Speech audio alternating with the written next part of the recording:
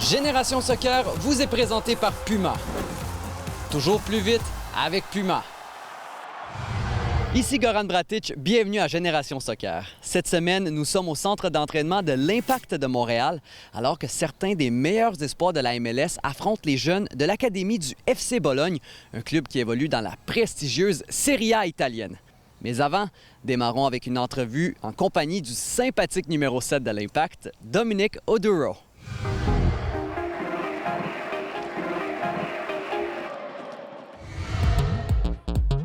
Pour le segment Les joueurs de l'heure de cette semaine, nous vous présentons une entrevue avec le sympathique Dominic Oduro. L'attaquant originaire du Ghana s'est montré réellement généreux pour cette entrevue. Dominic, can you explain to us your journey in soccer? When I was a kid, just growing up, it was hard for me and my family, but you know, my parents made it easy for me, sort of, and fortunately for me, I was able to get a scholarship to come to the States to play. At the end of the day, I'm right here, living my dream. So thanks to my parents and thanks to faith, I'm now here playing soccer. What brought you from Ghana to the U.S.? School. That's one thing that my parents really was kind of trying to instill in me. I used to run away from school and go out and play soccer, and my parents would be like, nah, you got to finish school. So that was like, they kept hammering that in my head the whole time. So I thank them for doing that because it kind of helped me out in a long way. You left the Columbus Crew in 2014. Since then, you say you're playing your best soccer ever. Why is that? I think I'll make a point. When I was in Columbus, I used to more like stay wide the whole time. When I moved to Toronto and over here, I've learned how to like really tuck in as a midfielder, as a winger, and then get the ball and then move out wide, which is something that I wasn't really comfortable with. After learning that and adding it to me playing on the wing and up front, that combination, it has made me really realize the game better, and I wish I had that before, but that's how the game goes. You learn as you play and once you get old, and I think I'm learning a lot, and that is making me play one of the best soccer right now. When we think of you, we think of speed. How would you describe yourself as a player? I still say this fastest guy in the league. It's undisputed. That's what I bring to the game. You want to talk about Nacho, you talk about guys who can, dribble the ball. When you talk about Didier, you talk about guys who score. When you talk about Dominic Oduro, you're talking about guy with speed. And I think that's what I bring to the talent that we have on this team. And sometimes it works, sometimes it's needed, and so far it's been great. Dominic Oduro est d'abord et avant tout un joueur originaire de l'Afrique. Voyons ce qu'il a à dire au sujet de Didier Drogba. What was your reaction when Didier Drogba arrived with the team in 2015? Yeah, it was crazy. I mean, I heard the rumors before, but I didn't believe it. Then it was between us and Chicago. I didn't believe it, but I mean, as an African, I used to watch Didier play. When he was in Chelsea, he was like the goal machine. So for me to even have that opportunity to be on the same field in the locker room with him and to even have a conversation, crack jokes, I think is something that I really cherish. He's been very good, very fantastic with his advice and everything for me, movement and all that. So it's a blessing. As a player, to be able to play with a legend like that. At the same time, too, he brings a lot to the table that helps the team to win games. Do you guys get along?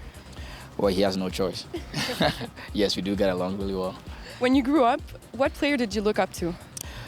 Samuel Eto'o. I used to believe I want to play like him. I don't know if that makes sense. And he was the kind of guy that still the kind of guy that everybody in Africa wants to be like. We call him Papa Eto'o. So he was my first African player that I really look forward to. He kind of really looking at him playing wise really kind of sort of motivated me a little bit to be a player. Et maintenant, parlons de son expérience avec le Toronto FC. When you played for the FC Toronto, how was the Montreal Impact perceived? Well, when you're on the other side of the fence, it's a different story, okay? You hear Toronto is the best city, Montreal is bad, or the rivalry is it's crazy, and we don't like the Montreal team, and that is it. It's just like somebody brainwashing you, sort of. So that is what you get. But moving here, this city is amazing, and I'm not saying that because I'm in Montreal. I'm saying that because I've lived in Toronto, and I lived in Montreal, and I think Montreal, has the best, you say, culture. Like, you have Europeans, you have American, you have Quebecois. It's a whole different culture combination, and it makes it really nice. What can we expect from Dominic? You can expect greater things from me. Right now, I think I'm playing really good. You know, a lot of assists. That is one thing that I've added to my game. I've stopped being a little bit selfish and tried to just help the team win. And also more speed. I feel like as I'm growing old, I'm still getting faster. Like I said, I want to believe I'm still the fastest guy in the league. And until somebody dispute that, I think I still would bring speed to the game and to the team. I took a look at your Twitter and I saw a lot of pizza pictures. Is that your after-game meal? That is my after-game meal. That is my pre-game meal. That is my weekday meal. And as we're talking right now, we fixing pizza after the game in Columbus as I speak, and I'm not even making it up, double cheese. And I fell in love with pizza when I came here to the States. My story is that was the only food I could eat. So from there, I've just fallen in love with pizza. And I mean, my diet is a little bad. It's all pizza and Chinese. But hey, if it makes you fast, why stop? You have almost 190 starting games and 60 goals. What can we wish you for the future? You know, for me to stay healthy and maybe, you know, join hopefully right now the 200 club, I think. That would be an achievement for me. I was in high school, most of my teachers thought I was just making it up, you know, trying to say, if you play soccer, how are you going to focus on school? But guess what? I was able to combine both. So if I can do it, if a kid from Africa can do it, I'm pretty much sure somebody here will have a better chance, you know, getting it done. Dominic, thank you very much. You're welcome. Après la pause, les espoirs des deux clubs professionnels appartenant à Joe et Saputo s'affrontent sur le terrain.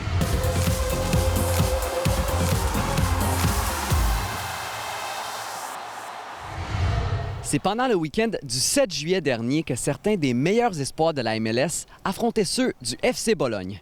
L'équipe de Génération Soccer y était.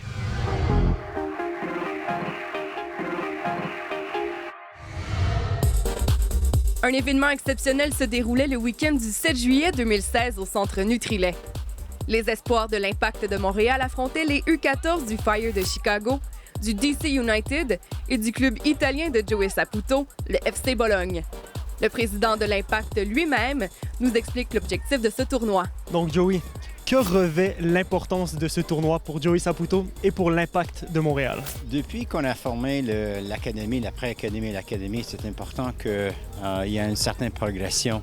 Alors pour moi, d'avoir des tournois comme celui-ci, ça nous donne l'opportunité de voir à quel niveau on est vis-à-vis des autres clubs, soit les autres clubs de la MLS comme Chicago et DC United, mais quand même aussi, ça nous compare aussi à des équipes comme Bologne qui ont amené leur U14. Le tournoi a aussi comme objectif de favoriser les échanges entre les entraîneurs. Mais pour les entraîneurs, écoute, ça nous donne l'opportunité de se parler, de voir comment on travaille et comment on peut s'améliorer. Je pense que ça, c'est la chose importante. Sur nous! Chaque équipe veut bien sûr gagner. Mais pour Joey Saputo, qui a suivi l'événement de très près tout le week-end, les résultats ne sont pas importants. Pour moi, je ne regarde pas nécessairement qui est le perdant et qui est le gagnant, parce que pour moi, c'est l'opportunité que les jeunes ont pour rester ensemble, de travailler ensemble, de voir comment on peut s'améliorer. Je pense que l'expérience, premièrement, on a deux équipes des États-Unis, une équipe de l'Italie qui sont ici. C'est l'expérience, l'échange qui pour moi, c'est l'important, c'est le point fort de ce tournoi-là. En regardant le sourire des joueurs, on voit que c'est un succès. Merci beaucoup, Joey. Merci à vous. L'Impact a aussi affronté le Fire de Chicago, un match très technique qui a été remporté en tir de barrage par les Américains. Voici les impressions de l'entraîneur de Chicago. Were you at all surprised or impressed by the level of the other teams here? Yes, we were actually very, very impressed with the style that, for example, Montreal had and DC United brought in. And then we were also impressed with the international competition with Bologna. Being a team from Europe, it gives our kids a great challenge. What were the main differences that you observed between the different teams that you played against? I think it's very obvious that we were a team that hasn't hit that right? Physical maturity. They're still young. They're still 12, 13, some 14 years old. So we were a very young squad. Going into it, we knew that it was going to be a physical challenge, but we are very proactive in terms of our technical abilities and tactical abilities. And I think in that part of the game, we were successful, and we wanted to do exactly what we came here to do, and is impose our style. Yeah. Thank you very much, Francisco. Thank you so much for having us. Wonderful city. Thank you. See you guys. Thank you. Nous nous sommes aussi entretenus avec le capitaine du Fire de Chicago. So Calvin, tell us a little bit about the whole experience. It's just amazing to come out here, this beautiful facility to play at, and playing against these amazing teams from around the world. It's just amazing to see them and see how they are playing, and it's just a great experience, and hopefully many other kids like me and my teammates could experience that in the future also here. And how do you rate the other teams? Oh, they were very good. It's awesome to play against them, and I thought they were very good, and I hope we could play them again sometime and show them that we could come back and play against them how they play. And I think the team from Italy brings a very special thing to the table because you could see how it is around the world and not just in our area, so it's really cool. So definitely something you would want to do again. Oh yeah, for sure. Hopefully it will come again someday. Thank you very much, Calvin. Thank you very much for having us. L'entraîneur-chef des U14 de l'Impact de Montréal, Serge Dinkota, retire une expérience extrêmement positive de ce tournoi. C'est bien de voir qu'en termes de qualité de jeu, on est aussi fort que n'importe quelle autre équipe, que au niveau de la maîtrise de collective, on a été supérieur. Par contre, qu'on a pêché au niveau de la finition, qui est un peu l'histoire de toutes nos équipes, mais qui va vraiment être l'angle d'approche pour les prochains mois. Donc on sort grandi de cette expérience? Tout à fait. Tout à fait. Et eux comme joueurs et moi comme entraîneur-éducateur, ça a été une très bonne expérience. Mais félicitations, vous avez quand même montré une très bonne image du football montréalais. Merci Serge. Merci beaucoup. Nous vous reviendrons un peu plus tard dans l'émission avec le match final opposant les joueurs du FC Bologne au DC United. Après la pause, rencontre avec un des plus beaux espoirs du soccer féminin québécois, Maric Mousset.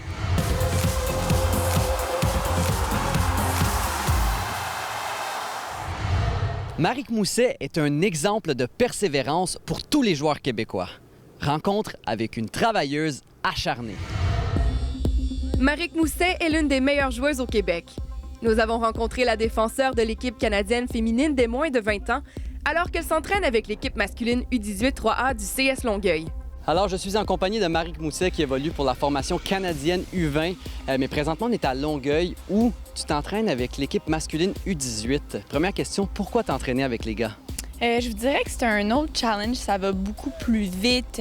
Prise de décision, le ballon vient plus vite, le contact vient plus vite. Fait que pour une fille, ça pratique des choses que tu pratiques pas nécessairement quand tu t'entraînes avec des filles. Je dois prendre l'information beaucoup plus vite parce que le garçon va arriver plus vite. Fait que j'ai moins de temps avec le ballon. Fait que ma vitesse d'exécution s'améliore beaucoup en m'entraînant avec des garçons. Et qui est plus salaud, les garçons ou les filles? C'est une bonne question. Les filles, ça a tendance à quand même envoyer des coups difficiles, mais je vous dirais, les gars, c'est plus dans le contact qui vont être très, très solides. L'an dernier, on a eu José Bélanger en entrevue qui nous a dit que c'était pas toujours facile pour une fille au Québec de trouver du calibre assez élevé pour s'entraîner. Qu'est-ce que tu penses de ça? C'est vrai qu'on n'a pas de ligue pro, donc c'est plus difficile. Par curiosité, comment les gars t'ont accueilli ici dans l'équipe U18 à Longueuil? Je dirais qu'ils m'ont super bien accueilli. En fait, ça fait longtemps que j'entraîne ici, donc mon visage était déjà familier. C'est sûr que c'était un petit choc parce que je suis la seule fille qui s'entraîne avec eux, mais ils m'ont super bien accueilli. Puis, écoute, ça a super bien été. Ils n'ont même pas fait de commentaires. C'était super. Contrairement à ce que l'on pourrait croire, les choses n'ont pas toujours été faciles pour Maric. On a parlé à ton entraîneur Jessica Silva au Centre national qui a dit que tu en arrachais à tes débuts, mais que tu t'es beaucoup amélioré, ce qui a permis justement de tailler une place au sein de la formation U20 canadienne. Qu'est-ce que tu as changé dans ton approche? Je vous dirais que j'ai rien changé, justement. J'étais juste peut-être pas celle qui avait beaucoup de talent quand j'étais jeune. J'étais pas celle que, quand tu regardais un match, je ressortais. Mais j'ai toujours mis l'effort derrière. Fait que c'est ça qui a fait en sorte qu'avec l'effort, j'ai réussi à percer un jour. Mais j'ai rien changé. J'ai juste continué à travailler fort, puis ça a porté fruit. Tu es également ambidextre, si je ne me trompe pas. Qu'est-ce que ça t'apporte dans ton jeu? Est-ce que tu es autant capable de jouer à gauche, par exemple, ou à droite, toi qui es défenseur latéral? Je vous dirais que oui, c'est positif parce qu'en équipe nationale, justement, je joue surtout défenseur latéral gauche. Mon premier pied est le droit. Donc, ça me permet de non seulement être capable de monter, centrer ou de faire un cutback, mais ça me permet aussi de couper et tirer. Donc, c'est sûr que c'est un avantage parce que tu es capable de faire ces deux choses-là sur les deux côtés. Afin de faire progresser sa carrière, Maric, comme bien d'autres, va s'expatrier aux États-Unis. Donc justement, tu as décidé de t'expatrier aux États-Unis, tu t'en vas étudier dans une université américaine et ça va te permettre de jouer au soccer. Pourquoi avoir pris cette décision? Je vous dirais que dans mon cheminement, c'est l'environnement qui va être capable de me permettre de jouer et d'étudier en même temps. Fait que c'est pas comme si je vais juste jouer pro puis que je dois couper mes études. Donc ça va me permettre de faire les deux. Puis je vous dirais que c'est vraiment ça qui a fait en sorte que j'ai pris cette décision-là. Nous allons probablement voir Maric au mondial féminin des moins de 20 ans en novembre prochain. La Coupe du monde sera présentée sur les ondes de RDS. Je vais avoir le privilège d'en animer la moitié des matchs. Si jamais on voit un gros plan sur toi, comment tu aimerais que je te décrive? Je suis québécoise. Je dirais me décrire en tant que joueuse, quelqu'un qui a une bonne vision du jeu, qui est persévérante, qui a un gros cœur et qui va tout donner pour son équipe. Maric, merci beaucoup pour cette entrevue et la meilleure des chances pour le reste de l'année, surtout avec la Coupe du monde qui s'en vient. Merci beaucoup. Après la pause, nous vous proposons un résumé de match entre les meilleurs espoirs du DC United et du FC Bologne.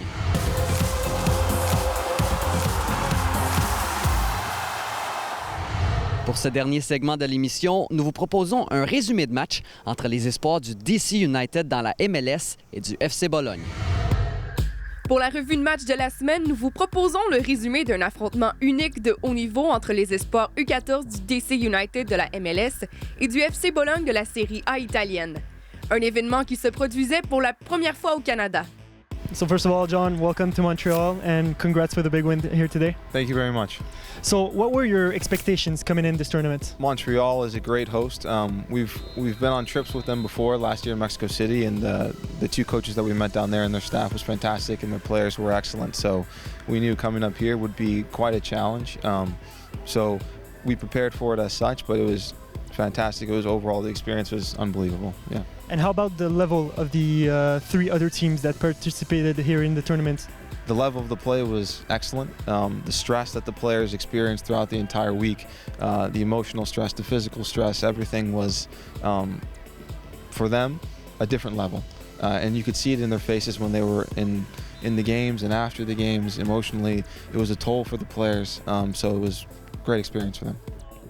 Pour l'entraîneur américain, pendant toute la tenue du tournoi, il était intéressant de jouer contre des équipes qui ont des cultures de jeu complètement opposées. They've never played a team from Italy before, so a bit more strategy, I think, from the Italians on that part, something that our boys aren't particularly used to. Obviously, Montreal was very, they pressed high, they challenged us physically quite a bit, and it was a good matchup for us. And they put us under a lot of pressure. And Chicago was also great too. They had good possession, really good players that could work. So for us, different challenges from all three teams that was good for us to solve. Et c'est la qualité technique des jeunes Italiens qui a attiré l'attention de l'Américain. Italian players are very technical, obviously. Even they had a lot of size on our players, but they were very, very good at soccer-specific actions. And they're so calm on the ball, which is something that our players don't see very often. So I think from that aspect, it was different for them. It presented a different challenge in how they approached defending that team when they were in possession of the ball. Last night, they studied that group for couple hours on their own, and we did presentations on the group, so they had a much better understanding of them coming into this game, and I think it showed today. Nous avons rencontré le gardien de but de la formation italienne qui en avait long à dire sur cet événement. Benvenuto a Montréal. Parle-nous un peu de toute l'expérience de ce tournoi. Beh, intanto grazie per questo invito a questo torneo, è stato un bel torneo anche perché ci sono state squadre sia degli Stati Uniti che del Canada e la nostra squadra. E è stato un viaggio lungo per noi, però ci siamo molto divertiti ed è stata una bellissima esperienza. Quelles étaient vos attentes par rapport au niveau de jeu? Beh, il livello di queste squadre è un pochino più basso rispetto a quello italiano. Però noi abbiamo fatto fatica contro queste squadre perché abbiamo avuto un viaggio molto lungo e infatti si è visto nei risultati. Quelle est la plus grande différence dans le style de jeu par rapport à ce que vous êtes habitué de voir en Europe et ce que vous avez vu ici durant ce tournoi? La più grande differenza è il fatto che loro lottano fino alla fine, non vogliono mai lasciare la palla libera, giocano molto raso terra, e mentre il calcio italiano è molto diverso, si va soprattutto sulle palle lunghe e qua la voglia è molto più alta. Donc, le tournoi s'est terminé dans une séance de tir au but. Tu es un gardien de but. Est-ce que c'est particulièrement stressant? Beh, è un'emozione, sono molto triste per il fatto che abbiamo perso nei rigori, ma soprattutto perché ho sbagliato su un rigore, ho sbagliato un movimento e per questo è anche un po' colpa mia che abbiamo perso ai rigori. Ben moi, je peux te confirmer que tu as fait un très bon tournoi et on espère te revoir. Est-ce que c'est une expérience que tu aimerais recommencer? Sì, sarebbe un'esperienza che rifarei molte volte, anche l'anno prossimo. Ben, on te remercie pour ta présence et très bon tournoi. Je te félicite encore. Grazie a lei. Nous avons eu la chance de nous entretenir avec l'entraîneur de l'équipe italienne qui nous a offert une entrevue vraiment très intéressante. Che il calcio americano è in netta crescita e questo è stato quello che, non so quello che mi aspettavo, più che altro quello che ho visto.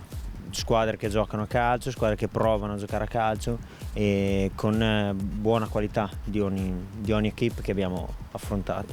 Peux-tu un peu nous parler du style de jeu des équipes que vous avez affrontées ici dans ce tournoi? È uno stile un po' lontano forse da quello nostro, ma lontano perché si basa proprio sulla crescita dei giocatori. C'è squadre che giocano molto propositive che riescono ad esprimere anche un ottimo calcio, quindi sono rimasto stupefatto molto, in maniera positiva insomma. Penso proprio di sì, perché è sempre un modo per confrontarsi, per capire il reale valore che c'è al di fuori delle nostre mura di casa, quindi che non c'è solo l'Italia ma c'è anche un altro movimento in crescita come quello. La cosa positiva che ho visto qua è che non c'è l'obiettivo principale del risultato, ma si basa sulla costruzione del giocatore, di conseguenza sul gioco. Quindi l'obiettivo dell'allenatore è quello di costruire un sistema di gioco e cercare di portarlo avanti a prescindere dal risultato. Quindi anche se le squadre durante la partita vanno in svantaggio, loro non cambiano il loro modo di giocare, ma cercano comunque di portare avanti quello che è. Très intéressant, ça nous a fait plaisir de vous recevoir. Merci beaucoup et félicitations encore. Io ringrazio tutti, ringrazio il Montréal, il nostro presidente che ci ha invitato. Cette première édition du tournoi international organisé par l'Impact de Montréal fut un très beau succès. Reste maintenant à voir quelles équipes seront présentes en 2017. Nous espérons que cet épisode de Génération Soccer vous a plu. C'était Goran Bratic qui vous dit à la prochaine. Génération Soccer vous a été présenté par Puma. Toujours plus vite avec Puma.